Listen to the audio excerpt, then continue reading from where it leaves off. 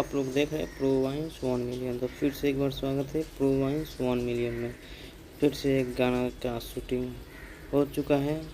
खेसारी लाल यादव का गाना है, जो कि जिस गाना का नाम है जी अब ना ये जान। हाँ जी दोस्तों, ट्रेंडिंग स्टार खेसारी लाल यादव का गाना का शूटिंग हो चुका है, जिसका एक्ट्रेस है प्रिया सुहानी, जो कि आप लोग स्क्रीन पर देख ही रहे होंगे।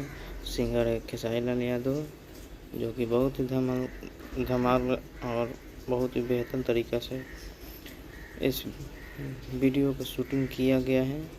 जी अब ना ये जान 2 ट्रेंडिंग स्टार का जो कि वीडियो है, बहुत ही जल्द आप लोग के बीच आने वाला है। नहीं, हमारे चैनल को नहीं सब्सक्राइब किए हैं तो चैनल को सब्सक्राइब कर लें, ताकि हमारे जो भी भोजपुरी का अपडेट होगा आप तक पहुंचती रहे। जब तक ले जय हिंद, जय भोजपुरी।